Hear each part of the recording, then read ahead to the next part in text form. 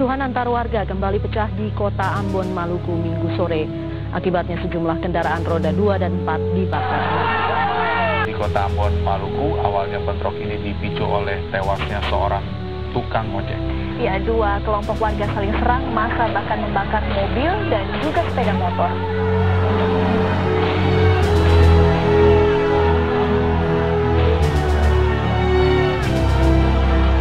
Akan saya laporkan nanti kerusuhan ataupun update terkini yang terjadi atau situasi pasca kerusuhan yang terjadi sepanjang hari kemarin di kota Ambon, Maluku.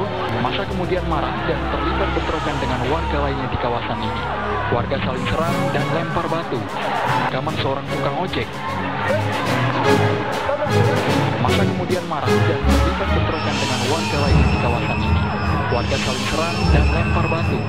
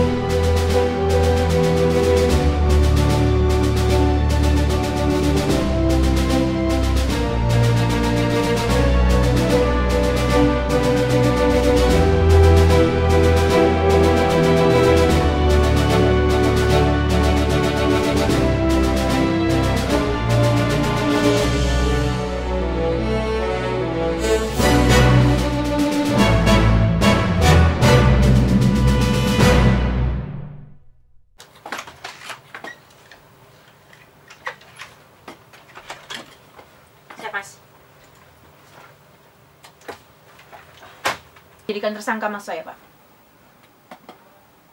Bagaimana kondisi terkini di Ambon, Pak? Saya dipanggil Manda. Lahir di masa orang Indonesia belum menggunakan internet. Informasi datang dari televisi dan radio milik pemerintah. Tapi hari ini, di ruang redaksi sebuah radio swasta ini, kami tak perlu takut lagi pada Departemen Penerangan. Sebab musuh terbesar media adalah dirinya sendiri. Musuh yang mestinya diajak berdamai. Berdamai dengan persaingan, berdamai dengan rating dan iklan. Berdamai dengan ujung jari sendiri. Apakah akan mengetik kata ricuh atau rusuh untuk sebuah peristiwa di bekas daerah konflik seperti Ambon. Ambon rawan bergolak lagi.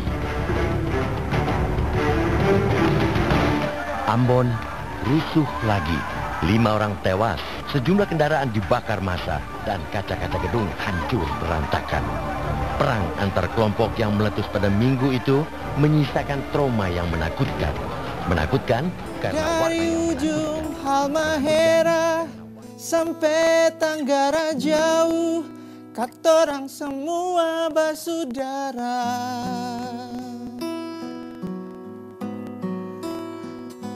Nusa Ina, katorang semua dari sana. Teknologi memang bisa menjadi berkah atau bencana.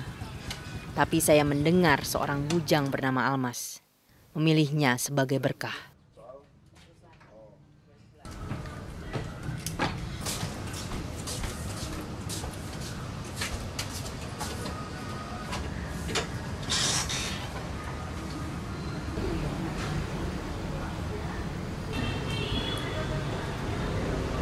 Almas bisa cerita ketika September lalu, ketika Ambon diberitakan ricuh, dan bagaimana media-media mainstream di luaran yang bukan berasal dari Ambon itu memberitakan situasi seakan-akan Ambon itu membara. Gitu.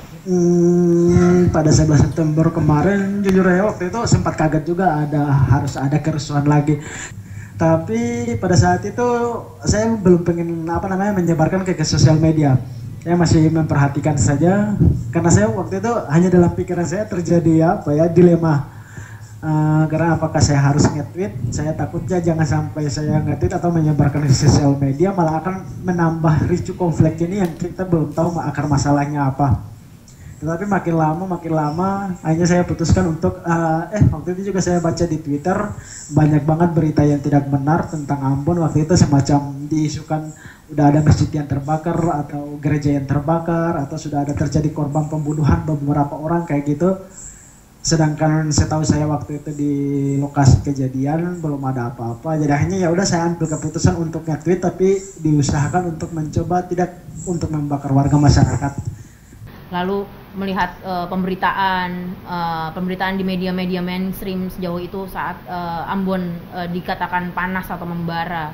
Kebanyakan yang saya lihat malah berita-berita itu malah paling menyebarkan kepanikan.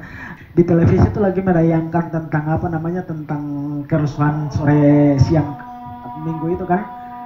Di sekitar saya itu ada ibu-ibu yang begitu paniknya karena anaknya belum pulang. Itu karena dia melihat berita-berita di TV, terus dia merasa sangat khawatir, akhirnya terjadi kepanikan di sekitar situ.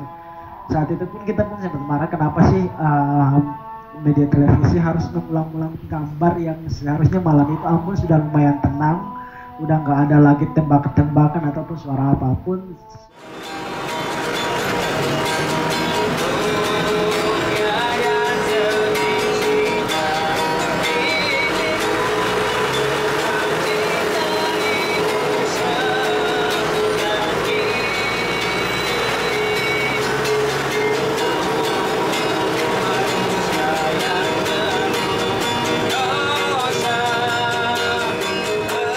Mereka yang tak pernah berperang biasanya bicara paling lantang tentang perang. Almas dan kawan-kawannya sepertinya telah memilih perangnya sendiri. Perang melawan dominasi media-media umum dengan menerbitkan majalah komunitas. Juga perang di jagat maya. Biar jauh begini, beta sing bisa lupa.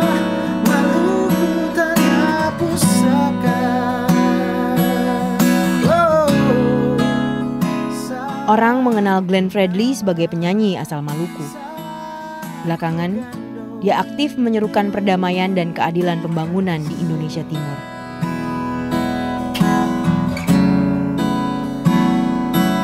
Satu nama, satu gandum, satu suku, Maluku manise, Maluku manise.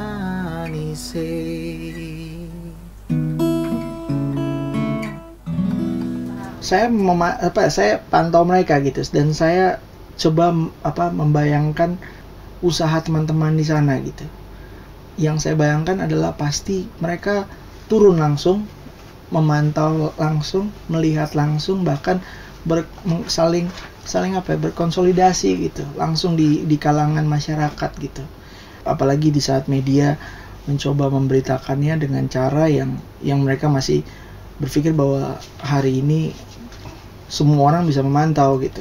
Ya, jadi aku lebih percaya pada teman-teman yang ada di sana gitu, teman-teman yang aktif menggunakan sosial media gitu. Dan pada saat mereka mengcounter itu, ya aku percaya gitu sama teman-teman di sana bahwa keadaan yang sempat memanas atau tegang di Ambon pada saat itu tidak seperti yang digambarkan oleh media. Kalau misalkan dari keseluruhan lagu, mana bagian yang paling kuat begitu ya, menggambarkan Pela Gandong ataupun keterikatan? Di bagian dari ujung Halmahera sampai Tenggara jauh, katorang semua basudara, Nusa Ina, katorang semua dari sana. Yang jauh begini, beta sing bisa lupa, Maluku tanah pusaka. Satu nama, satu gandum, Maluku manise. Dari ujung Halmahera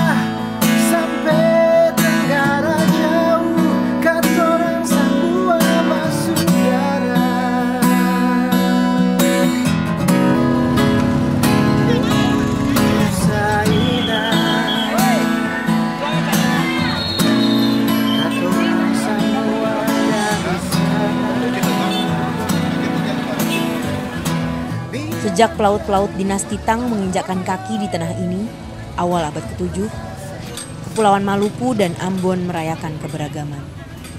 Maka, mustahil orang merantau tidak untuk mencari penghidupan, tapi menebar kematian.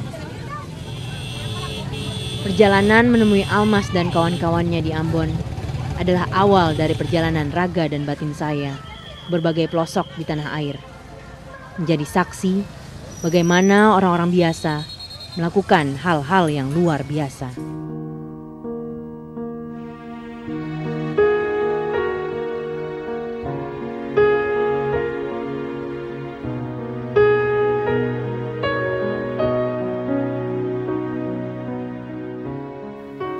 Zaman bergerak.